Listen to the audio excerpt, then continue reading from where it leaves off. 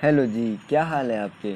आज हम बात करने वाले हैं chapter 1 class 11 biology the living world, यानी कि बायोलॉजी का जो चैप्टर फर्स्ट है जिसका नाम है द लिविंग वर्ल्ड, उसके बारे में हम बात करने वाले हैं। तो इसमें अब ये जो सीरीज़ है, इस सीरीज़ में क्या करेंगे हम कि जितने भी चैप्टर्स हैं उनको लाइन बाय लाइन रीड करेंगे और समझेंगे कि वो एक्चुअल में चैप्टर में है क्या। तो चलिए इसको करते हैं स्टार्ट। तो सबसे पहले बात करते हैं कि लिविंग वर्ल्ड। तो लिविंग वर्ल्ड क्या होता है। How wonderful is the living world, यानी कि लिविंग वर्ल्ड कितना वंडरफुल है, कितना खूबसूरत है, उसके बारे में। The wide range of living types is amazing, यानी कि जितने भी ऑर्गेनिज्म रह रहे हैं वो कितने अमेजिंग है, कितने अलग हैं। The extraordinary habitats in which we find living organisms, be it cold mountains, deciduous forest, oceans, fresh water lakes, deserts और hot springs, leave us speechless. अब ये क्या है कि हम अलग अलग हैबिटेट्स को अपने आसपास देखते हैं, अलग अलग इन्वायरमेंट को अपने आसपास देखते हैं, जैसे कि कोल्ड माउंटेन्स हो जाते हैं, डेसिडियस फॉरेस्ट हो जाते हैं, ओशियंस हो जाते हैं, फ्रेश वाटर लेक्स हो जाती हैं, डेजर्ट हो जाते हैं और हॉट स्प्रिंग्स हो जाते हैं। ये सभी अलग जगह होती हैं और उन जगहों पे अलग अलग तरीके के ऑर्गेनिजम्स भी मिलते हैं। Leave us speechless. अब ये क्या बात है कि हम यहाँ पे आके ऐसी जगहों पे आके हम क्या हो जाते हैं, स्पीचलेस हो जाते हैं। यहाँ पे इन चीज़ों को हम नहीं समझ पाते हैं। The beauty of galloping horse, of the migrating birds, the valley of flowers और the attacking sharks evokes awe and a deep sense of wonder. अब ये क्या है कि हम अपने आसपास इतनी सारी चीज़ें देख रहे हैं, जैसे जो हॉर्सेस होते हैं, बर्ड्स इधर उधर जा रही हैं, ठीक है, अलग अलग टाइप के फ्लावर्स होते हैं, शार्क्स होती हैं, डिफरेंट डिफरेंट टाइप के ऑर्गेनिज्म डिफरेंट डिफरेंट फंक्शंस को परफॉर्म करते हुए हम अपने आसपास देखते हैं। तो ये अपने आप में एक लॉजिकल है, अपने आप में एक स्पीचलेस है और अपने आप में एक यूनिक होता है। The ecological conflict and cooperation among members of a population and among populations of a community, or even the molecular traffic inside a cell make us deeply reflect on what indeed is life। अब क्या कह रहा है, ये कितना important बात कही इसने कि जो इकोलॉजिकल कोऑपरेशन है वो जो पॉपुलेशन के बीच में हो रहा है, या फिर पॉपुलेशन का हो रहा है कम्युनिटी के बीच में, या फिर हम देख सकते हैं कि हमारी बॉडी की जो सेल है उस सेल के अंदर पर्टिकुलरली जो मॉलिक्यूलर वर्क हो रहा है, जो पर्टिकुलर जो सब्सटेंसेस उसके अंदर है वो अपना अपना वर्क कर रहे हैं, तो वो क्या है, वो भी एक मीन्स डिपिक्ट करता है लाइफ को। This question has two implicit questions with in it. अब इसके पास दो क्वेश्चंस बनते हैं, कौन कौन से। The first is the technical one and 6 answer to what living is an oppose to the non living, कि क्या जो लिविंग होती है, क्या वो जो नॉन लिविंग होती है उसको ओपोज करती है।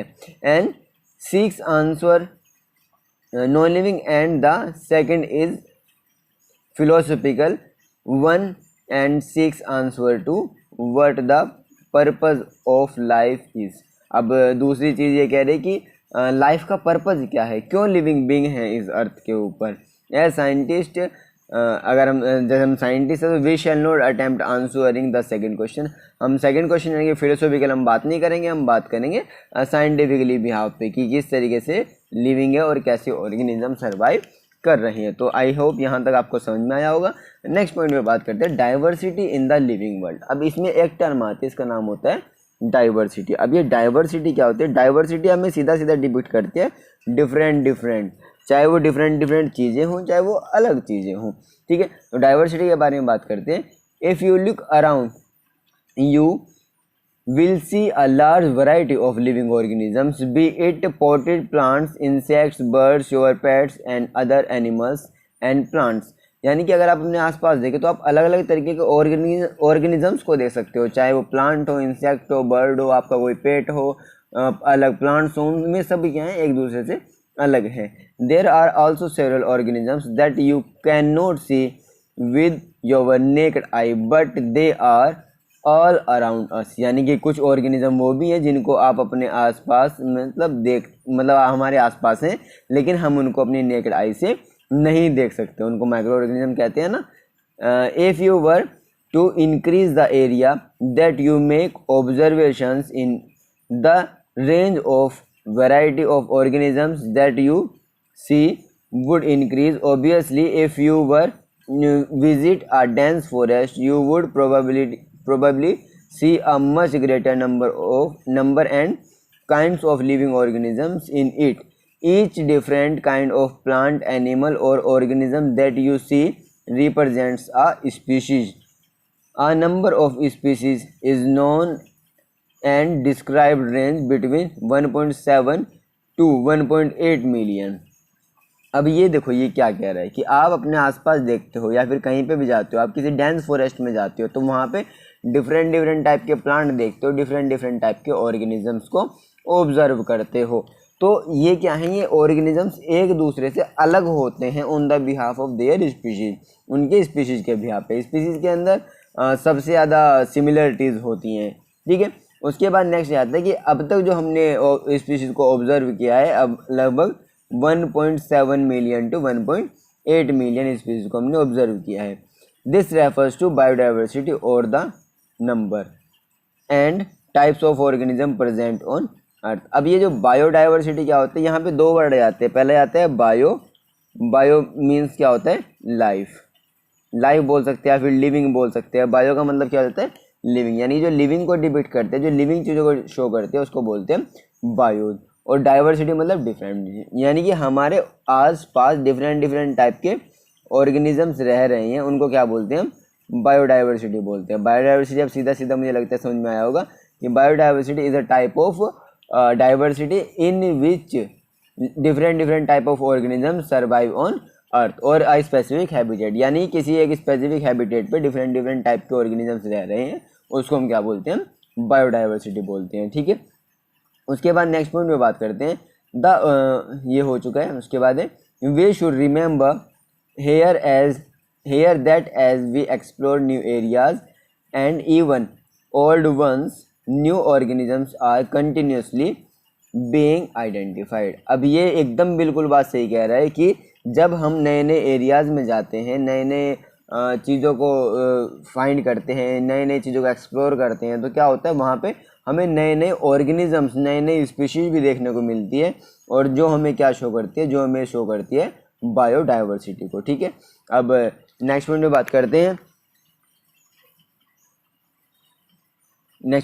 हैं, as stated earlier there are millions of plants and animals in the world. अभी पहले बात बताई गई कि यहाँ पे बहुत सारे प्लांट्स हैं, मिलियंस प्लांट्स हैं, मिलियंस एनिमल्स हैं, डिफरेंट टाइप के।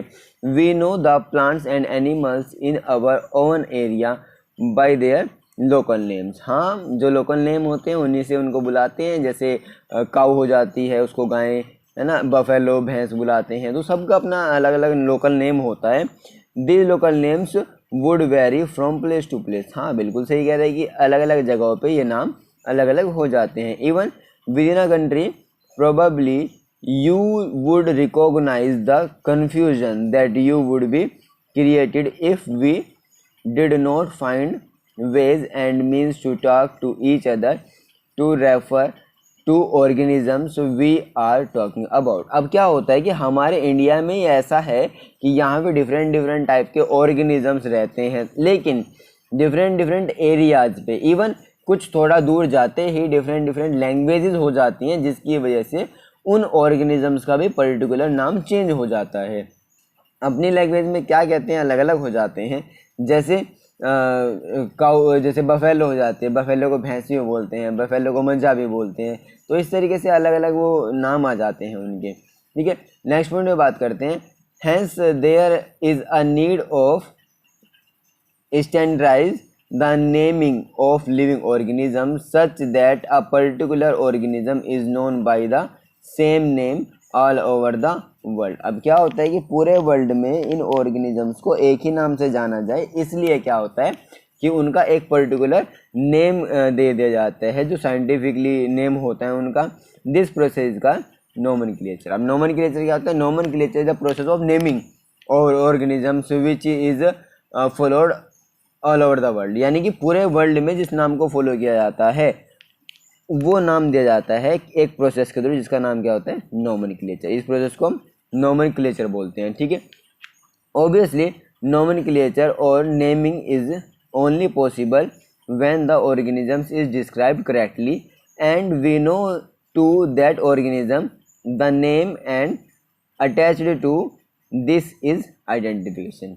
अब नाम देंगे किसी ऑर्गेनिज्म का तो नाम देने से पहले उसको अच्छे से डिस्क्राइब करना आना चाहिए। डिस्क्राइब करने से मतलब है कि उसके अच्छे से उसके बारे में जानकारी होनी चाहिए, उसके बारे में वो सफिशिएंट नॉलेज होनी चाहिए जो उसको बाकी ऑर्गेनिज्म से अलग बनाता है। तो इस प्रोसेस को क्या बोलते हैं, इस प्रोसेस को आइडेंटिफिकेशन बोलते हैं। अब ये तो सीधी सीधी बात है, किसी भी चीज़ को आइडेंटिफाई करना, किसी भी चीज़ के बारे में पता करना क्या जाता है, आइडेंटिफिकेशन हो जाता है। नेक्स्ट में बात करते हैं, in order to facilitate the study number of scientist have established procedures to assign a scientific name to each known organism. This is acceptable to biologists all over the world. For plant, scientific names are based on agreed principle of criteria which are provided in International Code of Botanical Nomenclature। ये important line आ जाती है, important word आ जाता है यहाँ से, क्या कि जो ऑर्गेनिजम्स होते हैं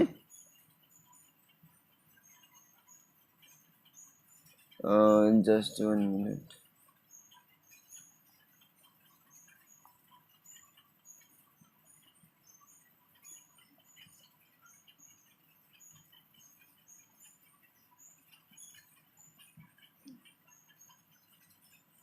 यहाँ पे जो है हमारा ये आ जाता है कि जो ऑर्गेनिज्म से यानी कि प्लांट को जो नाम दिया जाता है, उनका आइडेंटिफिकेशन जो नेम होता है उनका, उनको जो नाम देता है वो कौन देता है, वो international code for botanical nomenclature. Botany का मतलब ही ये होता है जो प्लांट को स्टडी करता है, ठीक है।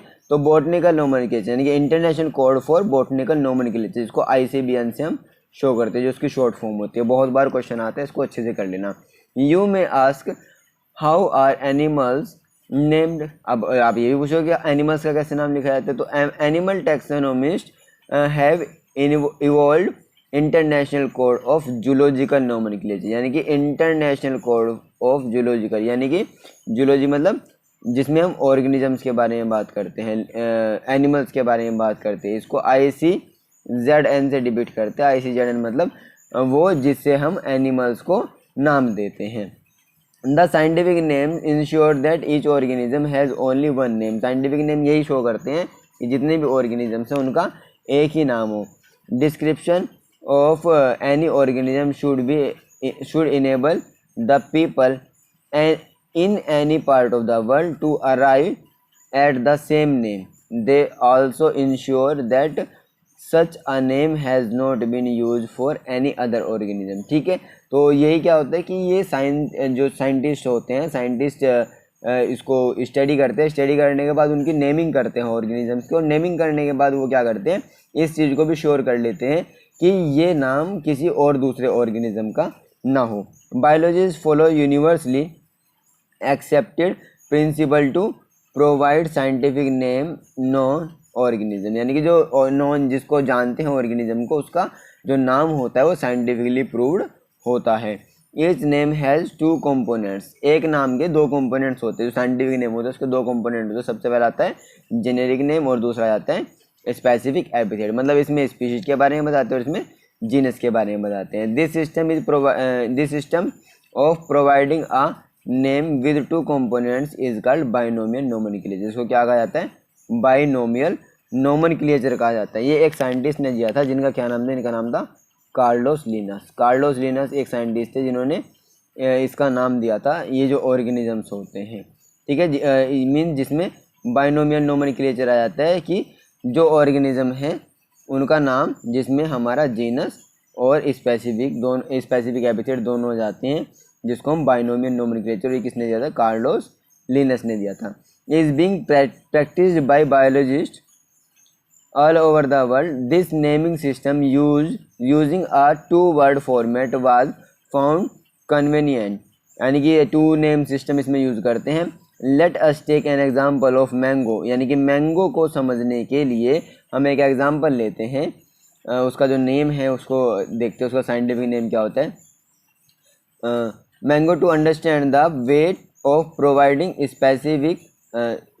Scientific names better, the scientific name of mango is written as Mangifera indica. अब जो मैंगो का नाम होता है उसको किससे शो करते हैं, मैंगीफेरा इंडिका। अब मैंगीफेरा क्या हो जाता है, उसका जेनेरिक नेम हो जाता है, और जो इंडिका है वो उसका स्पेसिफिक एपिथेट यानी कि उसकी स्पीशीज हो जाती है। ठीक है, तो यहीं पे आता है, देखो जो मैंगीफेरा है वो उसकी जीनस शो करता, वो स्पीशीज शो कर जीनस शो करता है, और जो इंडिका है वो उसकी स्पीशीज शो करता है। ठीक है, उसके बाद नेक्स्ट आते हैं कि जो जो यूनिवर्सल जो रूल्स होते हैं नोमेनक्लेचर के वो कैसे होते हैं, उसके बारे में चलिए बात करते हैं।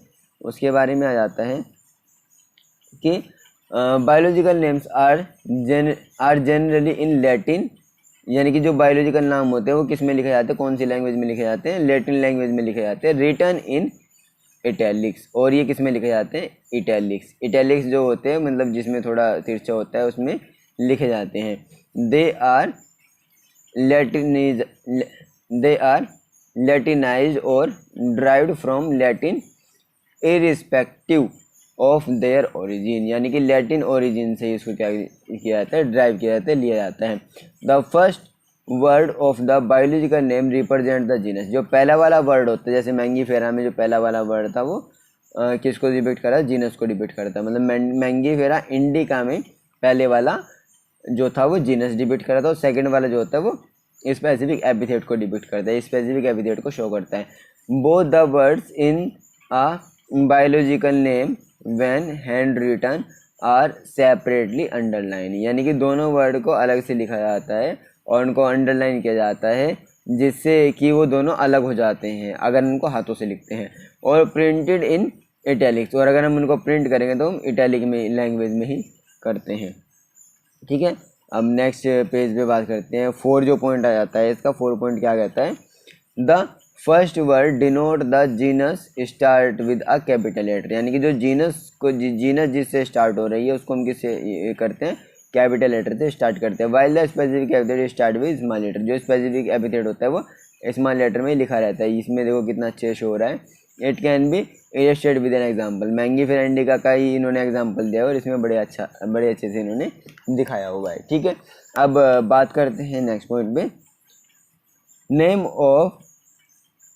Of author appears after a specific epithet that is at the end of the biological name is written in abbreviated form, that is Mangifera indica LINN lin.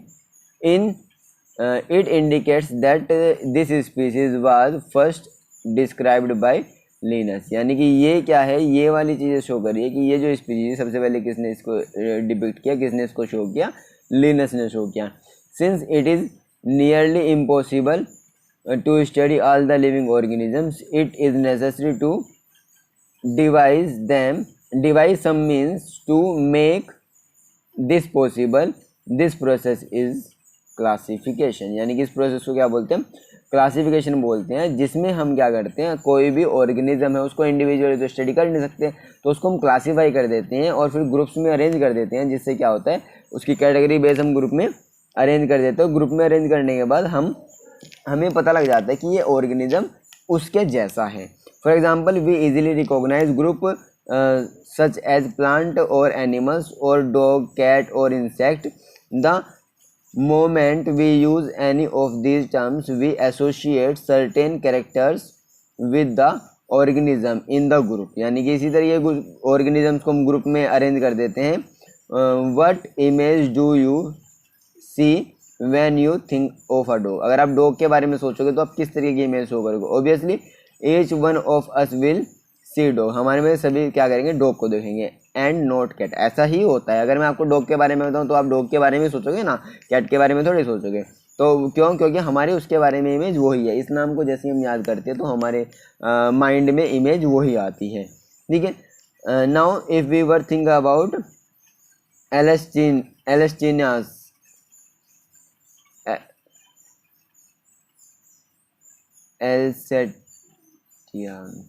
Alsatians, we know that we are talking about similarly similarly suppose we were to say mammals, यानी कि एलेस्टिनियाज के बारे में अगर हम बात करते हैं तो हम मैमल्स के बारे में ही बात कर रहे हैं। You would of course think of animals with external ear, यानी कि तुम एनिमल्स के एक्सटर्नल ईयर और बॉडी हेयर के बारे में एकदम पता करते हैं, एकदम हमें याद आ जाता है, रिमाइंड हो जाते हैं। Likewise in plants if we try to talk of wheat, अगर हम गेहूं के बारे में बात करें, the picture of each of our mind will be of wheat plant not of rice plant. ऐसा ही होता है कि राइस प्लांट की नहीं आती, अगर हम वीट के बारे में बात करें तो वीट की इमेज आएगी। Hence all these dogs, cat, mammals, wheat, rice plants, animals, it is are convenient categories we use to study organism. ये एकदम क्या, ये कैटेगरीज हैं जो हम ऑर्गेनिज्म के लिए यूज करते हैं। The scientific term for this categories is taxa, मतलब इन कैटेगरीज की जो साइंटिफिक टर्म्स होते हैं उसको क्या बोलते हैं, टैक्सा बोलते हैं। Here you must recognise the taxa can indicate categories at very different levels. Plant also form a taxa, plant भी टैक्सा बनाते हैं। Wheat is also a taxa, जो वीट है वो भी क्या है, टैक्सा हो जाता है, ठीक है ना। Similarly animals, mammals, dogs are all taxa, ये सभी क्या होते हैं, टैक्साज होते हैं। But you know that dog is a mammal and mammal are animals, therefore animal, mammals and dog represent taxa at different level. अलग अलग लेवल पे वो किसको शो करें, टैक्सा को शो करें, मतलब ये एक इंडिविजुअल को भी हो सकता है और उसके एक ग्रुप के अंदर जितने ऑर्गेनिजम्स आ रहे हैं उनको भी ये शो कर सकता है, ठीक है। अब नेक्स्ट पॉइंट में बात करने वाले हैं। Hence, based on characteristics, all living organisms can be classified into different taxas, ठीक है। नंबर के ब्याह पे हम डिफरेंट टैक्साज में डिफरेंट ऑर्गेनिजम्स को क्लासीफाई कर देते हैं। This process of classification is taxonomy, इस प्रोसेस को क्या बोलते हैं, टैक्सोनॉमी बोलते हैं। मतलब टैक्सोन को अलग अलग क्लासेज में, अलग अलग कैटेगरी में डिवाइड कर देना क्या होता है, टैक्सोनॉमी होता है। External and internal structures along with structure of cell development process and ecological information of organisms are essential and form the basis of modern taxonomic studies। अब क्या होता है कि मॉडर्न टैक्सोनॉमिक स्टडीज़ में हम उसको इंटरनल स्ट्रक्चर को, external structure को, उसकी जो सेल्यूलर स्ट्रक्चर होता है वो, डेवलपमेंट, उसकी इकोलॉजिकल इन्फॉर्मेशन, इन सब के भी आप हम क्या करते हैं, उसको कैटेगराइज करते हैं, उसका नेमिंग करते हैं, उसको डिफ्रेंशिएट करते हैं। हेंस characterization,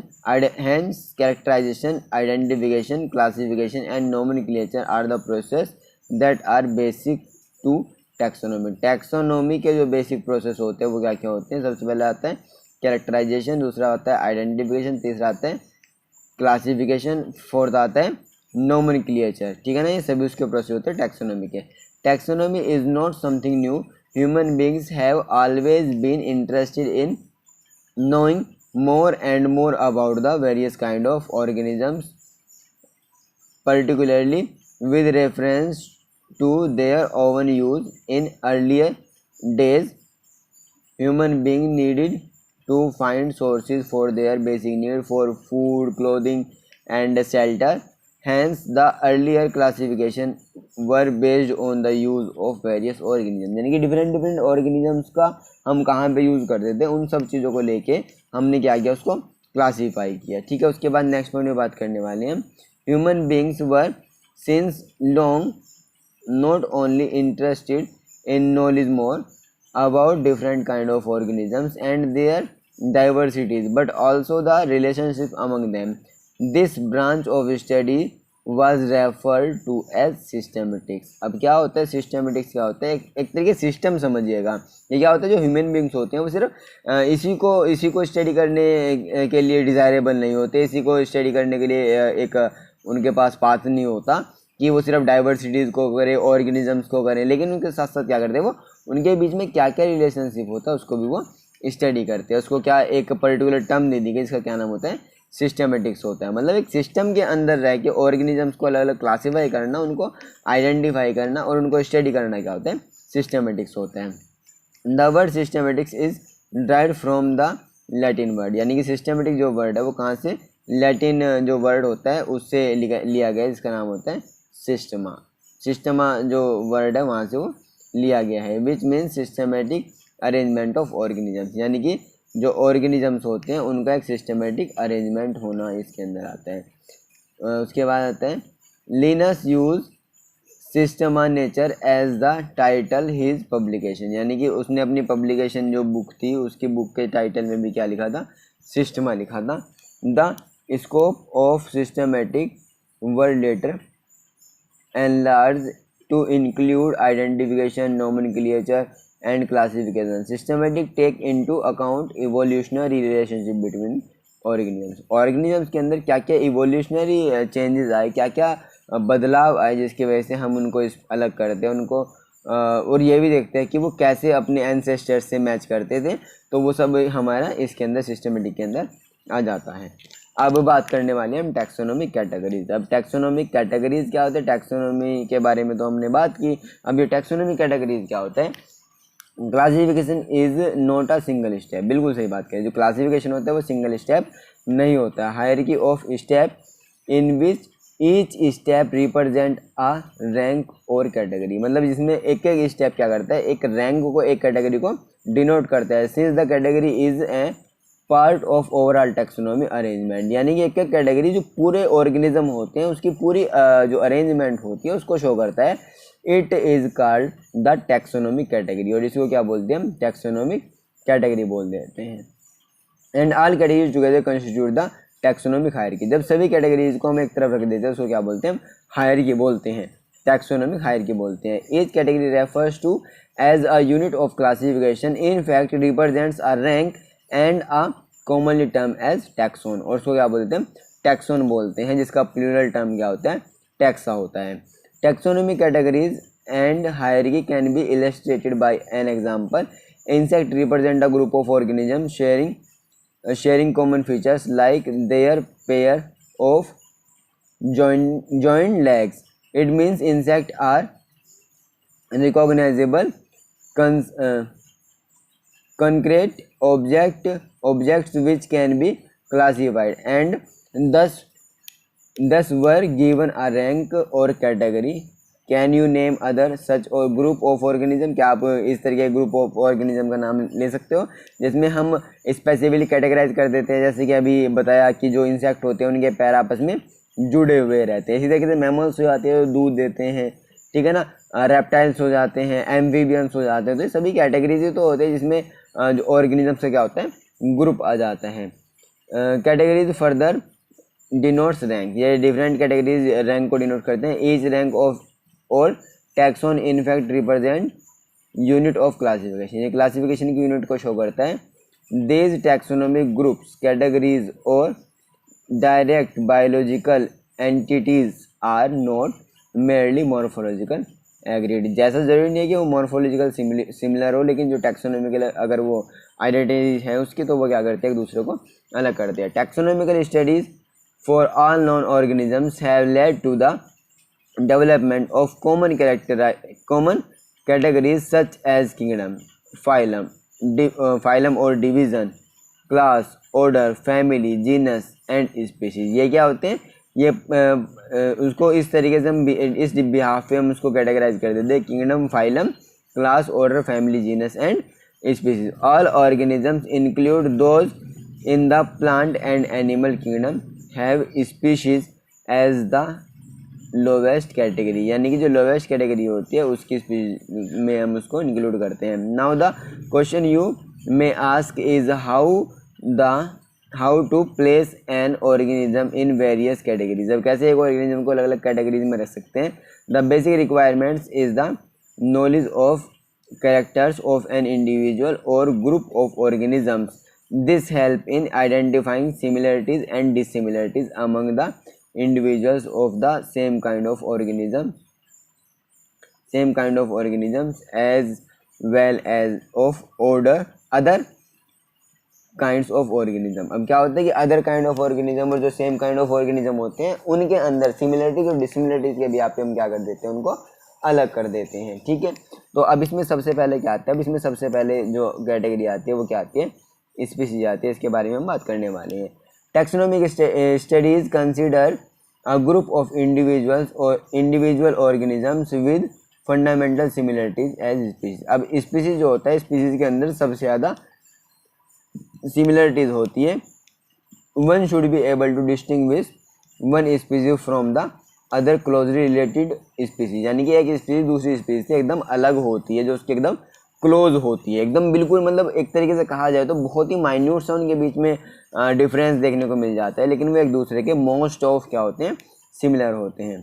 मोस्ट ऑफ क्या होते हैं, वो एक दूसरे के सिमिलर होते हैं। ठीक है, अब मॉर्फोलॉजिकल डिफरेंस हो सकते हैं लेकिन वैसे सिमिलर होंगे। Let us consider Mangifera indica. Mangifera indica के बारे में बात करते हैं। सोलेनम ट्यूबेरोसम पोटैटो के बारे में बात करते हैं। पैंथेरा लियो लाइन के बारे में बात करते हैं।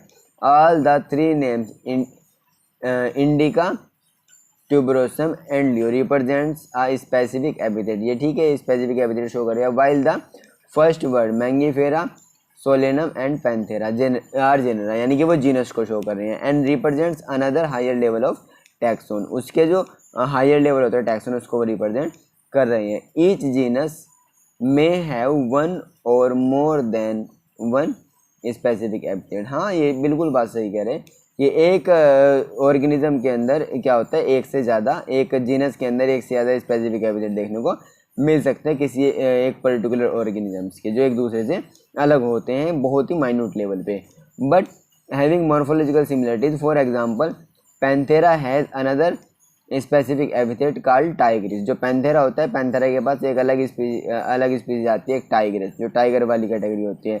Solanum include species like nigrum. Nigrum के पास एक जो अदर स्पीसीज होती है वो क्या होती है, सोलेनम आ जाती है। ठीक है, उसके बाद next and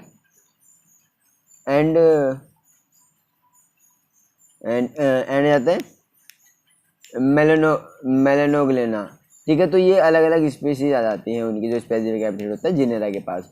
human beings belong to species sapiens. Human beings की जो स्पीसीज है वो क्या होती है, सेपियंस, और जो जीनस होती है वो क्या होती है, होमो होती है, इसीलिए क्या होता है, Homo sapiens. The scientific name thus for human beings is written as Homo sapiens. Human के लिए जो नाम लिखा रहता है होमो सेपियंस लिखा रहता है। ठीक है, अब इन चीज़ों को ना आपको कई बार क्वेश्चन आ जाते हैं, तो ये भी आपको पता होना चाहिए। जैसे इनके जो साइंटिफिक नेम होते हैं वो क्या होते हैं, जैसे आ जाता है मैंगीफेरा इंडिका किसको जाता है, मैंगो को जाता है। सोलेनम ट्यूबेरोसम किसको जाता है, पोटैटो को जाता है। पैंथेरा लियो किसको जाता है, लायन को जाता है। इसी तरीके से ह्यूमन का जो साइंटिफिक नेम होता है वो क्या होता है, होमो सेपियंस होता है। ठीक है, नेक्स्ट जो लेवल होता है, अब कैटेगरी जो टैक्सोनॉमी हमने की है, जो डिवाइड किया ऑर्गेनिज्म, उसमें आता है जीनस। यानी कि सीधी सी बात है भैया, जो स्पीसीज का ग्रुप होता है वो किसके अंदर आता है, जीनस के अंदर आता है। तो जीनस क्या होता है, genus comprise a group of relative species which has more characters in common in comparison to species to other genera. यानी कि अगर दूसरी जीनस की स्पीसीज के बारे में बात करें तो उसके अंदर जो कैरेक्टर्स होंगे वो सेम किसी एक जेनर के अंदर ज़्यादा सिमिलर हो जाते हैं। We can say that genera are aggregate of closely related species, यानी कि जो एकदम क्लोज रिलेटेड स्पीसीज होती है उससे वो अलग होते हैं। Potato and brinjal are two different species but both belong to genus Solanum. यानी कि देखिए वो एक ही जीनस से बिलोंग करते हैं, सोलेनम से।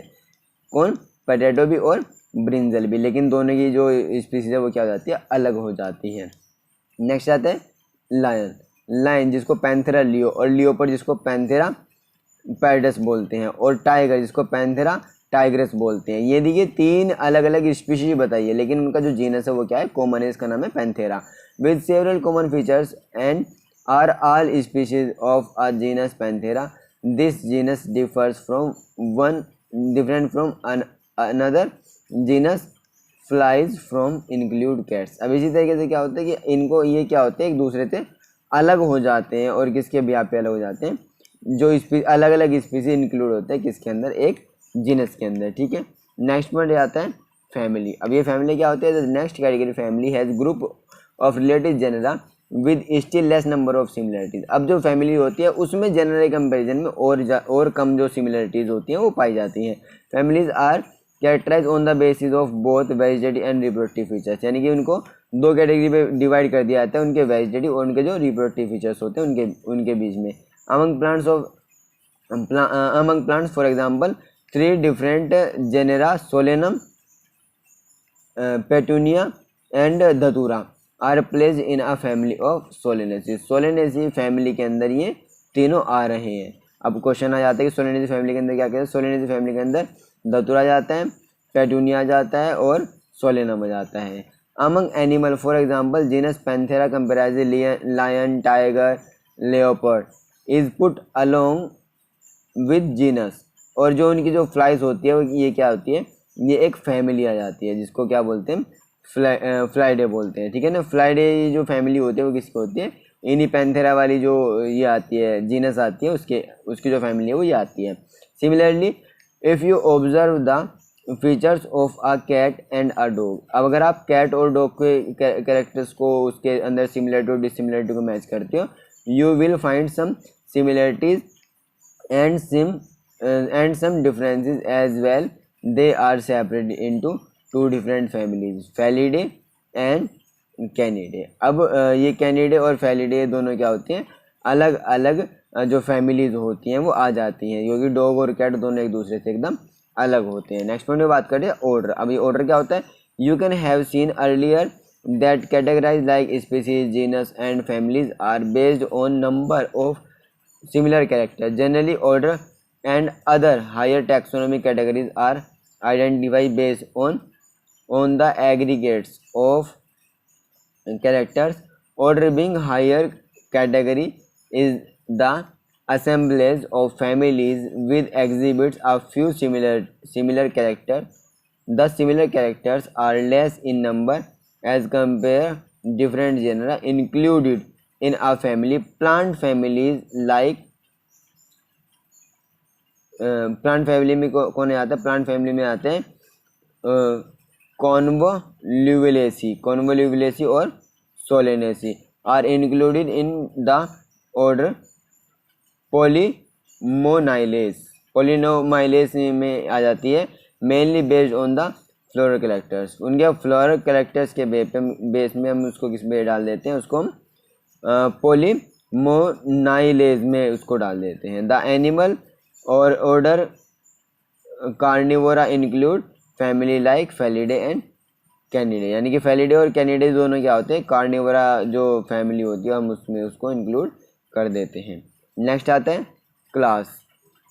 अब क्लास क्या होता है, the category include a related order, यानी कि जो रिलेटेड ऑर्डर होते हैं वो किसके अंदर आते हैं, क्लास के अंदर आते हैं। ओनली प्राइमेटा, प्राइमेटा क्या है, क्लास आ जाते हैं, इसके अंदर मंकी आते हैं, गोरिल्ला जाते हैं, गिबन्स आ जाते हैं, ये सब किस में आते हैं, मैमल्स में आते हैं, जो किसके अंदर, प्राइमेट्स के अंदर आते हैं। विद ऑर्डर कार्निवोरा, जिनका ऑर्डर क्या होता है, कार्निवोरा होता है। Include animal like tiger, cat, dog. Class Mammalia has other order also, यानी कि इनके अदर ऑर्डर भी हो सकते हैं। जैसे अब नेक्स्ट आता है phylum. Classes comparing animals like fishes, amphibians, reptiles, bird along with mammal constitute the next higher categories का फाइलम, यानी कि सीधी सी बात ये आती है जिसमें हम अलग अलग क्लास को ग्रुपड करते हैं, उसको क्या बोलते हैं, फाइलम बोलते हैं, ठीक है।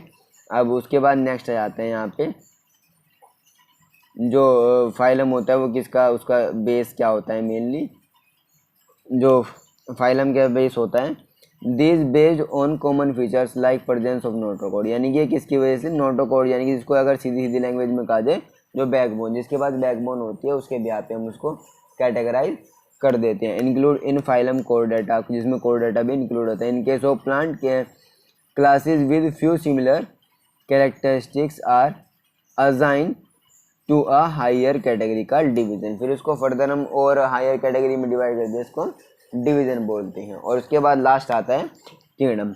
All animals belonging to various phyla are assign to the higher category called kingdom Animalia. अब किंगडम एनिमेलिया के अंदर डिफरेंट टाइप के फाइलम आ जाते हैं जिसमें हम अलग अलग ऑर्गेनिजम्स को इंक्लूड करते हैं। The kingdom Plantae on other hand is direct to comprise plant from various divisions,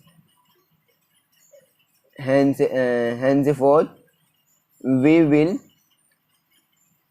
refer to these two groups and as animal and plant kingdom, और इसलिए हम इनको दो अलग अलग ग्रुप में डिवाइड करते हैं, प्लांट किंगडम और एनिमल किंगडम में। The taxonomic categories from species to kingdom have been shown in ascending order starting with species in figure। अब ये जो फिगर दी हुई है इसमें देखिएगा कैसे पहले स्पीसीज, फिर जीनस, फिर फैमिली, ऑर्डर, क्लास, फाइलम और किंगडम। तो इस तरीके से हम क्या करते हैं, ऊपर की तरफ जाते हैं, यानी कि पहले इसमें सबसे कम ऑर्गेनिज्म आते हैं, इनके अंदर सिमिलरिटीज होती है, फिर धीरे धीरे जो सिमिलरिटीज होती है वो घटती चली जाती है। सबसे कम सिमिलर किस में आते हैं, किंगडम के अंदर सबसे कम आते हैं, और जो स्पीसीज होती है उसके अंदर सबसे ज़्यादा सिमिलर ऑर्गेनिजम्स को हम इंक्लूड करते हैं। लुक एट द हायरार्की, जो हायरार्की दिखाई गई है इसको भी एक बार देख लीजिए, मैं आपको बता चुका हूँ। नेक्स्ट आता है indicate the taxonomic categories to which some common organisms like house fly, man, mango and wheat belong. अब ये जो नीचे दी हुई है, नीचे ये एक वो आ जाती है जिसमें हम अलग अलग ऑर्गेनिज्म आ जाते हैं और जिनकी एक पर्टिकुलर टेबल बनी हुई है कि वो क्या क्या आते हैं। जैसे कॉमन नेम आ जाता है मैन, और मैन का बायोलॉजिकल नेम क्या आता है, होमो सेपियन, जिसमें जीनस आती है होमो और फैमिली आती है होमिनिडे, और ऑर्डर आता है प्राइमेटा, क्लास आती है मैमिलिया, और जो उसका फाइलम आ जाता है क्या आता है, कोर्डेटा। अब नेक्स्ट चैप्टर्स में हम इसी के बारे में बात करेंगे, कोर्डेटा और नॉन कोर्डेटा किस में आता है। उसके बाद नेक्स्ट है हाउस फ्लाई, जिसको हम घर वाली मक्खी बोलते हैं, घर में उड़ती है, उसका नाम है मस्का डोमेस्टिका, और मस्का उसका जीनस आ जाती है, और डोमेस्टिका आपको पता ही है वो उसकी स्पीसीज है, और जो म्यूसिडी होती है वो उसकी फैमिली होती है, डाइप्टेरा उसका ऑर्डर होता है, इंसेक्टा उसकी क्लास होती है, और ऑर्थ्रोपोडा उसका फाइलम होता है। ठीक है, दूसरा आता है मैंगो, मैंगो मैंगीफेरा इंडिका, इसका मैंगीफेरा क्या होता है, जीनस, इंडिका उसकी स्पीशीज आती है, और एनिकार्डियसी उसकी फैमिली आ जाती है, और स्पेंडल्स जो होती है उसकी ऑर्डर आ जाती है, डाइकोटिलेडोन उसकी क्लास आ जाती है, और जो उसका फाइलम होता है वो क्या आता है, एंजियोस्पर्म आ जाता है। इसी तरीके से एंजियोस्पर्म फाइलम का एक और आता है वीट, जिसका क्या नाम है, ट्राइटेकम असाइटेवम है, जिसका ट्राइटेकम जीनस होती है, असाइटेवम उसकी स्पीसीज होती है, और पोएसी उसकी फैमिली है, पोल्स उसकी ऑर्डर है, और मोनोकोटिलेडोन उसकी क्लास है, और एंजियोस्पर्म के अंदर ही ये आता है। तो इसको बड़े अच्छे से याद कर लीजिएगा, ये टेबल में से पक्का से कहीं ना कहीं से क्वेश्चन आता है। तो आई होप, मुझे लगता है कि आपको ये चैप्टर फर्स्ट बड़े अच्छे से समझ में आया हो, क्योंकि चैप्टर रीडिंग करके ऐसा होता है कि कुछ भी वर्ड हमारे जो होते हैं वो छूटते नहीं हैं, और अच्छे से समझ में आता है कम से कम, और हमने कुछ ही मिनट्स में इसको कंप्लीट कर लिया है। तो इसमें अगर फिर भी अगर आपको कोई भी डाउट हो तो आप मुझे नीचे कमेंट कर सकते हैं, मैं इसकी अलग से वीडियो बना के डाल दूंगा जिससे आपको और अच्छे से समझ में आए। और बाकी मुझे बताना आपको वीडियो कैसी लगी और कैसे समझ में आया, और मुझे क्या क्या इसमें इम्प्लीमेंट्स करने चाहिए, क्या क्या चेंजेस करने चाहिए, जिससे मैं और बेटर तरीके से और अच्छे तरीके से आपको ये सब चीज़ें समझाता हूँ। तो ऐसे ही पढ़ते रहिए, जुड़े रहिए मुझसे, और सीखिए और सिखाते रहिए। ठीक है, तो मिलते हैं इसी तरीके से नेक्स्ट क्लासेज में। तब तक के लिए पढ़ते रहिए खूब सारा, और अपने अच्छे अच्छे मार्क्स लाके सक्सेसफुल हो जाइए। Okay, bye bye.